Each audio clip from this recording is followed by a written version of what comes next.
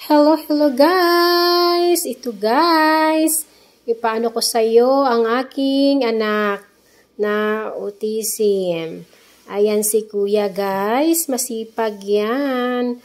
So, lagi siyang naglilinis. Ayan naman yung mga habit niya guys, na lagi siyang naglilinis. So, naghuhugas.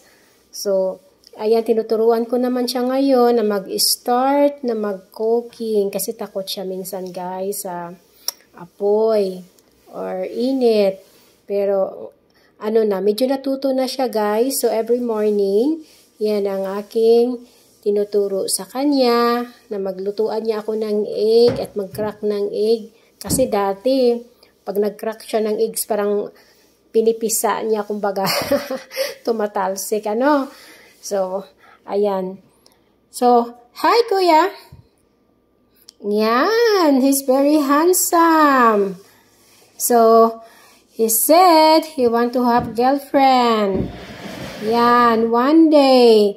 So, who is available? Charing is joke, guys. Pero really, he said that. Charing. Okay. So, kuya, what you want to do in your life? No? Oh, why no? Ano gusto mo? Ay, look at me. Tingin ka sa akin. So, ano ka, mag-hi ka sa mga pants mo. Malay mo, magkaroon ka ng pants dito. Dali. Hi lang. Taas lang ng, ano yan. Yan, very good. Guwapo yung anak ko na yan. So, yan. So, kung magkakaroon ng girlfriend yan, hindi magsisi, masipag yung kuya ko. Charing. So, ayan guys. So, ito yung anak ko na yan. Inaano ko lang kasi dito guys, nandito kami ngayon sa,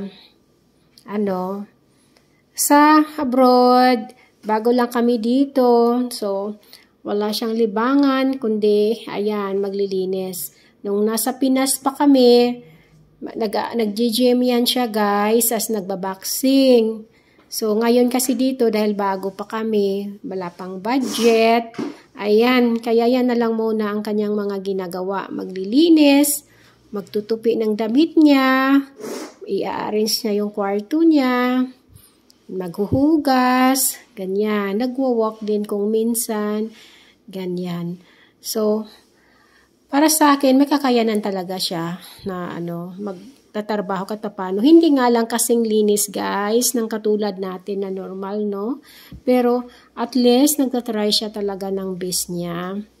So sa ngayon guys, kami ay nag-a-apply sa kanyang assessment papers para sa makapag-work na sana rin siya kasi naboboring daw siya. Gusto niya talagang makapag-work. Pero hindi kasi yan talaga basta-basta na maano yung papers na yan. So, kailangan konting pasyensya ay sana nga makaano na siya kasi para kahit light lang na work para sa kanya na at least malilibang-libang man lang siya sa kanyang buhay. Ayan. So, ganyan lagi ang ginagawa niya sa kada araw na maglilinis, naghuhugas. So, malaking tulong siya sa akin kasi ang trabaho ko ay, ayan na nga, panggabi, trabaho ko. So, pagising ko sa morning, hindi ko na siya problemang lutuan pa ng breakfast. Dati, nang problema ako. Hihilo-hilo pa ako, nagigising ako, nilulutuan ko siya ng breakfast. Pero ngayon, guys, nagtatry siya ng best kung ano makain niya. So, nagtutoast bread na siya. So, nagluluto siya ng ng nuggets. Marunong na siyang mag-ano sa sarili niya. Kaya natutuwa naman ako na may progress na nagtatry din siyang mag-i-stand na sa sarili niya. So, ayan guys. So, malaki talaga ang aking kagalakan dahil sa kanyang pinapakita na marunong naman siyang alagaan ang kanyang sarili kung one day na magsasarili siya. Okay guys, thanks for watching!